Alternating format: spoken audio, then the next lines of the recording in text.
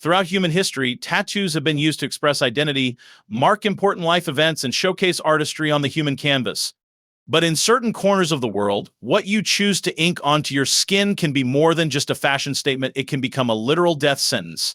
Today, we're diving into the dark world of tattoos that carry deadly consequences, whether through their cultural meaning, gang affiliations, or the horrifying circumstances surrounding them. Let's start with something you might not expect. In Japan, a country known for some of the world's most beautiful tattoo traditions, these permanent markings carry a weight that most Westerners can't comprehend. The Japanese word irezumi refers to traditional tattoos that were once associated exclusively with criminals. During the Edo period, authorities would actually tattoo criminals as punishment, marking them for life with symbols that everyone would recognize. This led to a strange evolution where the criminal underworld, particularly the Yakuza, embraced tattoos as badges of honor. Even today, a full-body traditional Japanese tattoo is virtually synonymous with Yakuza membership. This has led to a peculiar situation where many public bathhouses, hot springs, and swimming pools in Japan explicitly ban anyone with visible tattoos. It's not about aesthetics, it's about fear of criminal associations. But while Japanese tattoo stigma might limit your access to certain facilities, in other parts of the world, the wrong tattoo can get you killed within hours. Consider the infamous case of Anthony Garcia in Los Angeles. In 2008, homicide detective Kevin Lloyd was sorting through a stack of mundane paperwork when he came across a booking photo of Garcia, who had been arrested for a minor offense. What caught Lloyd's attention wasn't Garcia's face, it was the elaborate tattoo across his chest. The tattoo depicted a liquor store, a helicopter firing, and what appeared to be a man with a peanut-shaped body falling. To most officers, it looked like abstract gang imagery, but Detective Lloyd had investigated an unsolved 2004 murder outside Mr. Ed's liquor store, where a man named John Juarez was gunned down. The tattoo wasn't abstract art, it was a detailed confession, a play-by-play illustration of the murder Garcia had committed. The helicopter represented Garcia's nickname Chopper, and the peanut figure was a derogatory reference to Juarez's gang affiliation. Garcia had literally tattooed a murder confession on his chest. This macabre souvenir led to his conviction and a sentence of 65 years to life in prison. His tattoo wasn't just incriminating, it was a death sentence for his freedom. Prison tattoos themselves form another category where ink can determine your survival. In the Russian prison system, tattoos aren't just decoration, they're a language, a hierarchy, and for some, a potential death warrant. The wrong tattoo on the wrong person can result in brutal punishment or death. Stars on the knees or shoulders traditionally signify a high-ranking thief who refuses to cooperate with authorities. If you haven't earned these marks but wear them anyway, other inmates are obligated to remove them, often by force, often with improvised tools, and often without anesthesia. In Russian prisons, wearing a tattoo you haven't earned is considered an unforgivable offense. There are stories of inmates who attempted to elevate their status with unearned tattoos, only to be discovered and subjected to horrific violence. Many didn't survive the correction process. It's a stark reminder that in certain contexts, tattoos aren't merely art, they're claims about identity that others take deadly seriously. Moving to Central America, particularly El Salvador, Honduras, and Guatemala, we encounter what might be the clearest example of tattoos as death sentences, gang markings in territories controlled by MS-13 and Barrio 18. These rival gangs use distinctive tattoos to mark their members, often on the face, neck, and hands. The most common include the letters MS, the number 13, or the number 18, depending on affiliation. What makes these tattoos potentially fatal isn't just rival gang retribution, it's the difficulty of leaving gang life behind.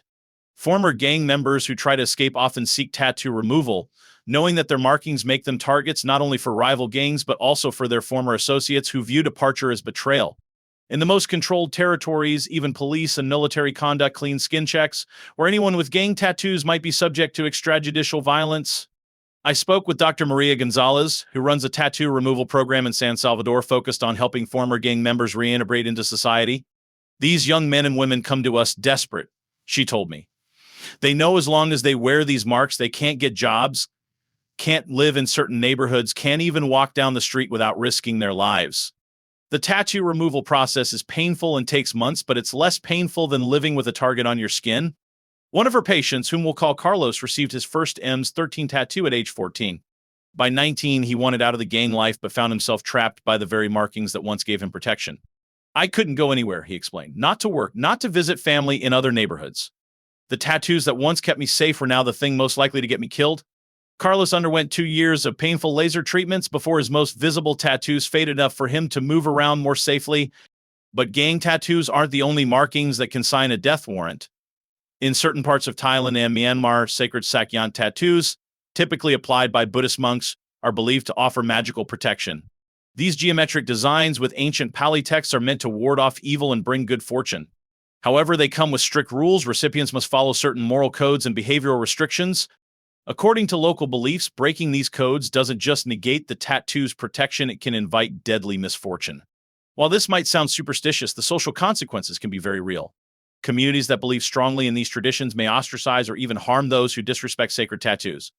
In the most extreme historical cases, deliberately desecrating sacred tattoos was seen as an offense worthy of severe punishment. Then there's the strange case of teardrop tattoos, which have evolved into one of the most ambiguous yet potentially dangerous facial markings. In some prison contexts, a teardrop signifies that the wearer has killed someone. In others, it means the wearer has lost someone close to them, possibly another gang member. And yet other interpretations, it signifies time spent incarcerated. The danger lies in this ambiguity. Law enforcement might immediately profile someone with a teardrop tattoo as a killer. Rival gang members might read it as a challenge.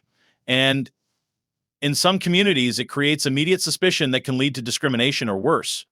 I've interviewed former inmates who described how a teardrop tattoo, often acquired young and without full understanding of its implications, followed them for decades, creating situations where they face threats simply for walking into the wrong neighborhood.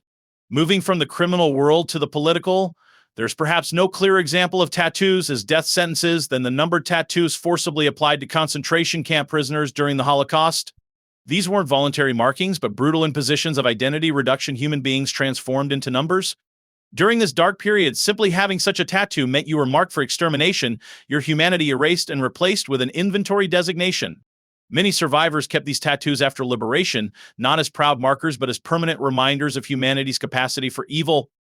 Primo Levi, the Italian Jewish chemist and writer who survived Auschwitz, wrote about how his tattoo number 174517 became part of my body. I am not alive despite the number in some way, perhaps I am alive because of it. In our modern world, advances in medical imaging have revealed another way tattoos can become inadvertent death sentences. Certain tattoo pigments, particularly those containing metal particles, can interact catastrophically with MRI machines. The magnetic field can heat metal particles in tattoo ink, causing severe burns or distorting imaging results critical for diagnosis. In 2019, a case study in the journal Radiology documented a patient whose back tattoo containing iron oxide particles heated up during an MRI, causing second-degree burns along the exact pattern of the tattoo. While not immediately fatal, such complications can delay critical medical procedures or lead to misdiagnosis when images are distorted by tattoo ink, potentially deadly consequences from what seemed like harmless body art. The digital age has brought yet another dimension to dangerous tattoos, QR codes, and other scannable ink that can lead to malware or harmful content. While the technology itself isn't deadly, the potential for misuse is concerning. Imagine a QR code tattoo that initially linked to something innocent but was later redirected to expose the wearer's personal information or location, essentially creating a permanent vulnerability that can't be patched like software. Some military intelligence communities have informal but strict prohibitions against distinctive tattoos for personnel working in covert operations. A unique tattoo described in a report can instantly identify an agent operating undercover, potentially turning what seemed like personal expression into a fatal liability in hostile territory.